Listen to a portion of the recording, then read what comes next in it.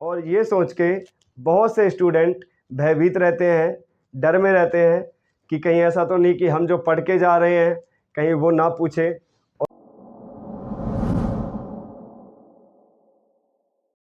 Hi everyone, कैसे हैं दोस्तों आप सभी। आई होप कि आप सभी अच्छे और स्वस्थ होंगे और आपकी पढ़ाई बेहतरीन चल रही होगी। दोस्तों आज इस वीडियो में हम डिस्कस करने जा रहे हैं जो क्वेश्चन पेपर बनाए जाते हैं।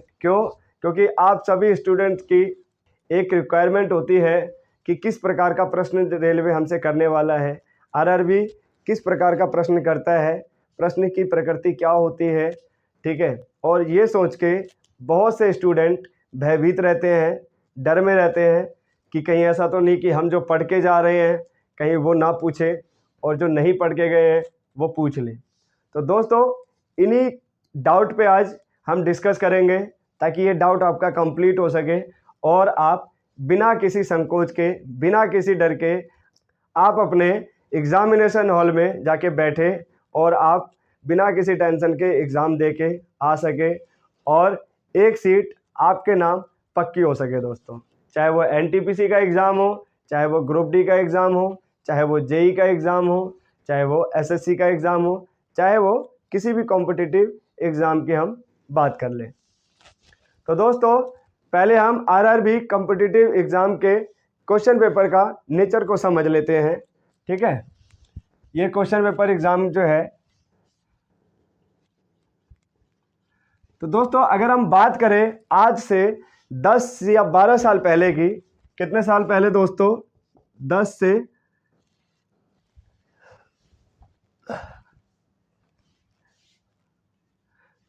से 12 साल अगर पहले की हम बात करें, 10 से 12 साल पहले की अगर हम बात करें तो आप देखोगे जो क्वेश्चन की जो प्रकृति थी वो अलग थी। दोस्तों पहले जो प्रश्न बनाए जाते थे वो अलग ही लेवल के बनाए जाते थे और वहाँ पे एक्चुअल में एग्ज़ाम क्रैक करना मुझे लगता है कि बहुत आसान था।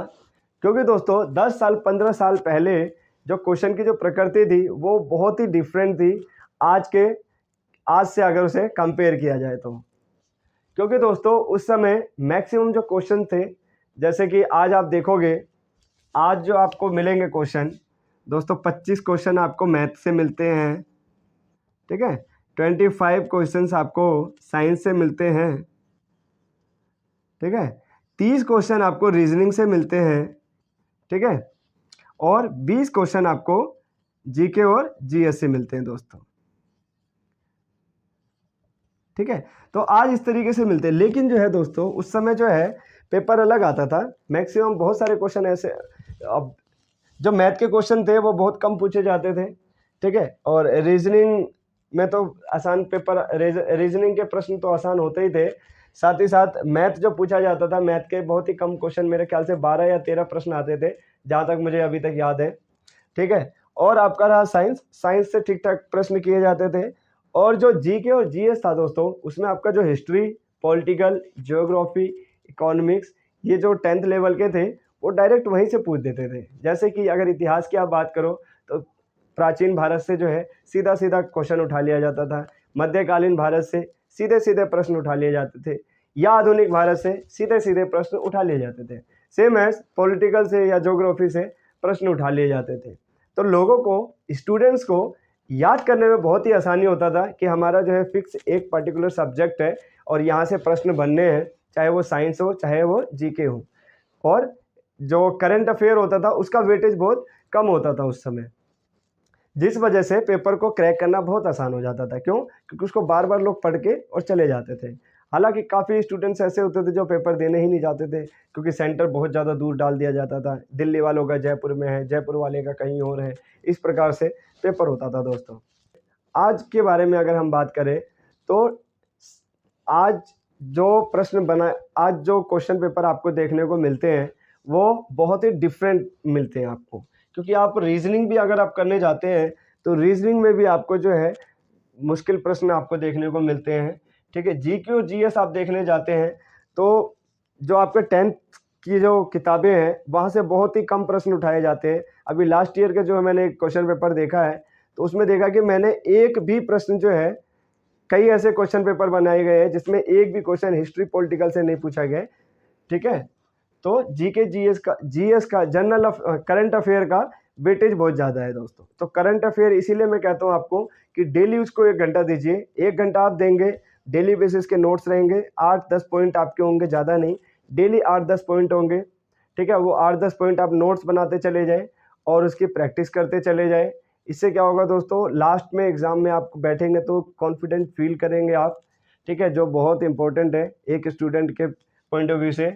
सेम है जो रीजनिंग है, इसको दोस्तों कम से कम 40 से 45 मिनट डेली दीजिए, कुछ नहीं करना आपको, ठीक है। मैं बार बार रिपीट कर रहा हूँ, 20 क्वेश्चन आप कर लीजिए, आप मेरा यकीन मानिए 20 क्वेश्चन अगर डेली आपने कर लिया है रीजनिंग के, कोई भी किताब हो, XYZ कोई भी किताब, मार्केट में कोई सी भी पुस्तक ले लो आप, कोई भी बुक ले परचेज कर लीजिए, ठीक है, और रीजनिंग के 20 क्वेश्चन डेली कर लीजिए आप। या मैं कह रहा हूँ कि लास्ट 10 साल के जो क्वेश्चन पेपर हैं वो उठा लीजिए, RRB के, NTPC के या ग्रुप डी के, आप उसको भी रिपीट कर देंगे तो भी आप यकीन मानिए कि आपका काम चल जाएगा।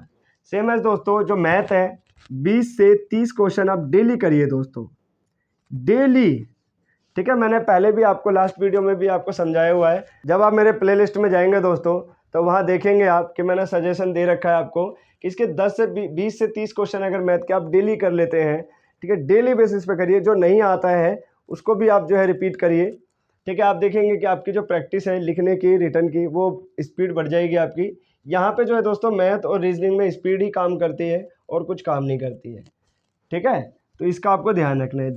आपका अगला पॉइंट है दोस्तों साइंस, ठीक है। साइंस में जो है आप जो क्वेश्चन पहले जो है बेसिकली दोस्तों पूछ लेते थे कि इसका ऐसा यूनिट क्या है, इसका pH मान क्या है, ठीक है, इस तरीके से बेसिक क्वेश्चन पूछ लेते थे कि फोर्स का ऐसा यूनिट क्या है, बड़ा आसान पूछ लेते थे, एक्सेलरेशन का ऐसा यूनिट क्या है, इस प्रकार के प्रश्न पूछ लेता था। लेकिन अब जो है साइंस जो क्वेश्चन बना रहा है थोड़ा सा जो है यूँ समझ सकते हैं हम, आप ये मान सकते हैं कि थोड़ा सा मुश्किल कर दिया इन्होंने कि क्वेश्चन वही सोल्व करके आएगा जिसने टॉपिक को समझा हुआ है दोस्तों। फॉर एग्जांपल आपने अगर इलेक्ट्रिसिटी का टॉपिक को समझा हुआ है, इलेक्ट्रिसिटी को, तो आप आराम से उसको करके आ जाएंगे अगर उससे रिलेटेड आपको प्रश्न देखने को मिलते हैं। तो पहले आप टॉपिक को समझिए, क्योंकि अब जो ये क्वेश्चन बना रहा है ना वो समझने के लिए ही बना रहे हैं कि अगर आपको समझ में आ गया है, टॉपिक समझ में आ गया है और फिर उसके बाद आपने क्वेश्चन की तैयारी करी है, तब तो आपको ये समझ में आ जाएगा।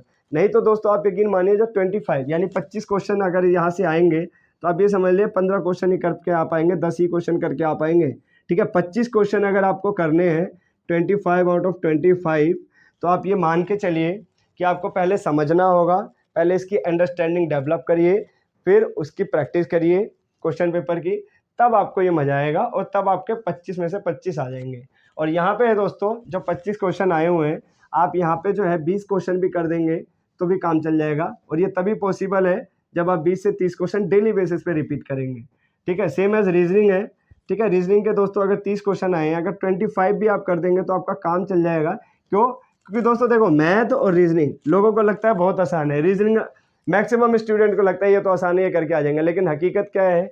हकीकत ये है कि आपका टाइम कंज्यूमिंग है। जब ये टाइम कंज्यूमिंग है तो आप मेरे को एक बात बताइए कि अगर ये आपका 1 घंटा पूरा खा जाएगा अगर, तो आप करके क्या फ़ायदा जब सारे क्वेश्चन आप छोड़ ही दोगे तो इसलिए इसमें आपको स्पीड चाहिए होती है। और स्पीड की वजह से अगर आपने 30 में से 25 क्वेश्चन भी स्पीड में कर दिए तो भी आपका काम चल जाता है। और जीके जीएस जैसे मैंने बताया आपको अभी कि 1 घंटा अगर डेली देते हैं, यहाँ से अगर आपने 15 क्वेश्चन भी अगर कर दिए तो आप देखेंगे दोस्तों कि यहाँ से 15 आपने कर दिए, रीजनिंग से आपने 25 कर दिए, साइंस से आपने 20 क्वेश्चन कर दिए हैं, मान लीजिए 20 क्वेश्चन कर दिए हैं, ठीक है। मैथ से भी मान लीजिए आपने 20 कर दिए तो 20 दूना 40 ये हो गया दोस्तों, ठीक है। और ये 40 80 यानी 80 नंबर का आप 80 क्वेश्चन करके आ गए। और यकीन मानिए कि रेलवे में अगर 80 से 85 अगर आपने करके आ गए हो ना, ठीक है। रीजनिंग में मैंने आपको 25 बहुत कम बताए दोस्तों, अगर आप 20 क्वेश्चन डेली कर लेते हो ना तो मैं गारंटी देता हूँ, लिखवा लीजिए आप मेरे से, कि आप 30 में से पूरे 30 करके आओगे, ठीक है। और अगर साइंस आपने पूरे अच्छे से पढ़े हैं, ये तो मैं कह रहा हूँ आपकी किस्मत ख़राब है अगर, तो 80 मार्क्स लेके आओगे। लेकिन अगर आपने जिस तरीके से मैं आपको बता रहा हूँ उस तरीके से अगर आप पढ़ के जा रहे हैं, उस तरीके से अगर आप तैयारी करके जा रहे हैं, तो यहाँ आपके जो है मार्क्स जो है, मान लीजिए क्योंकि यहाँ पे 25 क्वेश्चन है मैथ के, टाइम कंज्यूमिंग होता है, ये आप सभी को मालूम है।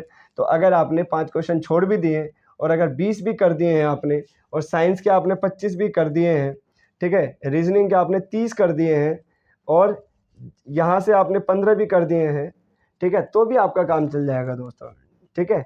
और आप देख पाएंगे 60, 70, 80, 90 अगर आप करके आ जाते हैं, ठीक है, मैं कह रहा हूँ 85 भी अगर आप कर देते हैं, तो 90 से 85 जो है अपना टारगेट लेके चलिए। 90 से 85 अगर आप क्वेश्चन करके आ जाते हैं, सही की बात कर रहा हूँ मैं, तो आप यकीन मानिए कि आपका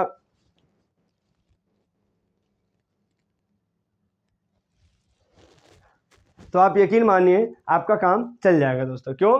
क्योंकि 90 से 85 अगर आप क्वेश्चन हल करके आ जाते हैं, तो आप ये समझ लीजिए, चाहे वो एनटीपीसी हो, चाहे वो रेलवे ग्रुप डी हो, आपका एग्ज़ाम क्रैक होने से कोई नहीं रोक सकता दोस्तों, और आपकी एक सीट डेफिनेटली पक्की हो जाएगी। तो ये प्लानिंग आप करके चलिए, ठीक है। आप जो है ये मत सोचिए कि मुझे आता है, क्योंकि इसमें आने का कोई लॉजिक काम नहीं करता है, मैं क्लियर बता दूं। अगर आपको एक सीट पक्की करनी है तो इसमें आना इनफ नहीं है।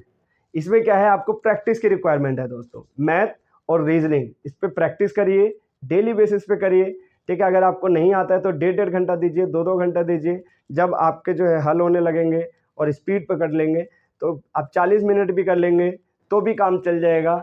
सेम है, जो करंट अफेयर है आपका, उसको डेली अभी 1 से 1.5 घंटा दीजिए। जब आपकी स्पीड आ जाएगी, जब आपके क्वेश्चन देखेंगे रिपीट होने लगेंगे, ठीक है, आप करंट अफेयर करेंगे ना, उसी से आपका काफ़ी हद तक ज्योग्राफी, पॉलिटिकल, इकोनॉमिक्स, ये सारे कंप्लीट होने लगेंगे। क्यों? क्योंकि करंट अफेयर जो है अपने आप में ही सारी चीज़ें कवर करने लग जाता है, ठीक है। Political, history, geography, economics, environment, ये सारे जो है करंट अफेयर कवर करने लग जाता है। क्यों? क्योंकि आप कुछ भी पढ़ेंगे दोस्तों, तो या तो ज्योग्राफी को कनेक्ट करेगा, या इकोनॉमिक को कनेक्ट करेगा, या पॉलिटिकल साइंस को कनेक्ट करेगा, या तो इंटरनेशनल रिलेशन को कनेक्ट करेगा। मैं बार बार कहता हूँ कि करंट अफेयर जब पढ़ेंगे तो किसी ना किसी सब्जेक्ट को ऑटोमेटिक कनेक्ट करेगा, और करंट इशू को ही ये उठाता है बार बार। तो आपको इसको ध्यान रखना है। तो आई होप कि आपको ये प्लानिंग समझ में आ रही है, ठीक है। तो इस चीज़ को माइंड में ध्यान में रख के जो है आप करिए। जो पॉइंट्स मैंने आपको बताए हैं उसको आप बेशक लिख लीजिए नोट्स पे, और आप अपने जो है जहाँ आप पढ़ रहे हैं, ठीक है, वहाँ पे उसको पेस्ट कर दीजिए, जिससे कि आपको याद रहे कि इस तरीके से तैयारी करनी है। और यकीन मानिए, इस तरीके से अगर आप तैयारी करते हैं तो आपको मज़ा आ जाएगा दोस्तों पढ़ने में। आपको सिलेबस भी जो है, जो चीज़ आपको आती होगी उस पर कम टाइम देंगे, जो नहीं आती उस पर थोड़ा ज़्यादा टाइम देंगे, और आप प्रैक्टिस करते रहेंगे। प्रैक्टिस अगर करते रहेंगे तो आपका सिलेक्शन पक्का है दोस्तों। तो चलिए, इसी उम्मीद के साथ में क्लास को समाप्त करते हैं कि आपको जो भी स्ट्रेटजी बताई गई है, जो भी चीज़ें आपको गाइड करी गई है, उसका आप पालन करेंगे, उसको आप फॉलो करेंगे, और एग्ज़ाम आप जब दे के आएंगे और जब आपका रिज़ल्ट आएगा तो आपके चेहरे पे एक मुस्कान होगी। Thank you so much. जय हिंद, जय भारत दोस्तों।